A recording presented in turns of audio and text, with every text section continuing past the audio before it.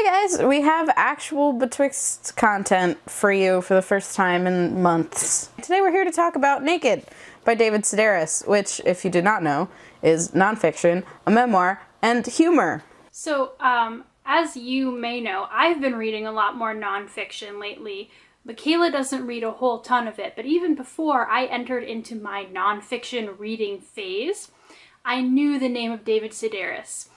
I heard about him all the time in writing classes at Ithaca, just people, like internet, like I feel like his name, if you talk about books a lot with people, his name is one that always comes up to you.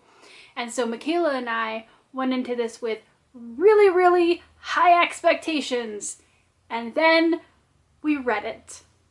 If you can't tell from what Gretchen is saying, we were not very big fans of this one. And it's one of his earlier books, we will say that. I think I've heard the most about Let's Discuss Diabetes with Owls, which is a little bit later than Naked, but it's by no means his first book. He's already had a bestseller by the time that he's let out this book. The way that I sort of one-line pitched my review was, it's like going to a stand-up comedy because you're expecting to laugh. It's stand-up comedy. It's been marked as funny, but all of the stories are like 10 minutes too long, and the punchline is not funny.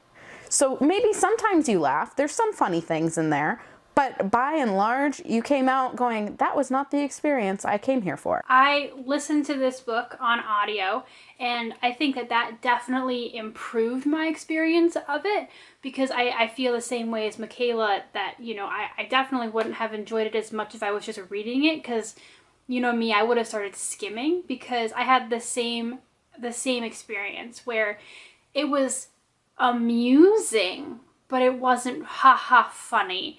And I do think that, you know, there were some very poignant lines in some of his stories, particularly the one in which his mom gets cancer. That one was really, really strong for me in terms of a few poignant lines. But in terms of the humor all the way, I either wanted it to be like more, like I needed it to be longer. I kept expecting every story to have a different punchline, that there was going to be some other big pop towards the end, and then it was like, oh no, it's just over. And I was like, oh, okay, all right, I guess. So while I wouldn't say that I feel like I wasted my time listening to the audiobook, I certainly don't feel like I had this huge impact of like the David Sedaris humor memoir that all of my writing teachers promised me.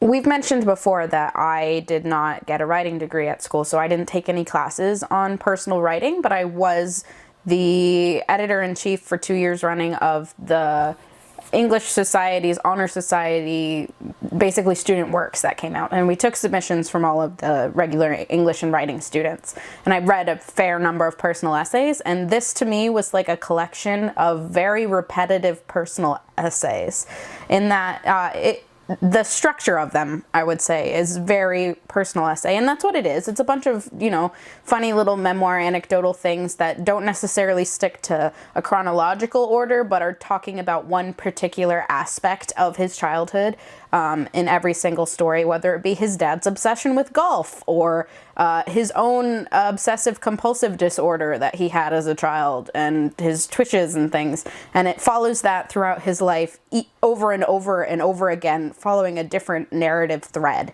And it wasn't particularly, like, I got bored of it after 2 or 3 stories in, and then there was still another 10 to 12 stories I had to keep reading.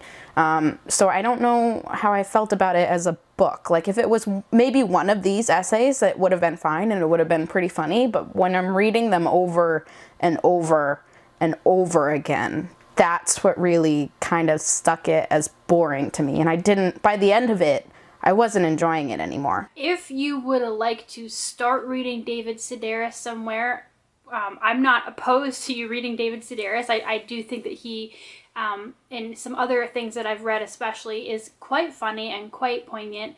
I've heard the most about Me Talk Pretty One Day. That's the big one for me, which is obviously neither of these, but we read this to fulfill a particular Pop Sugar challenge that involved a date, so here we are. I would say that if you're interested in reading this one, I would listen to the audiobook.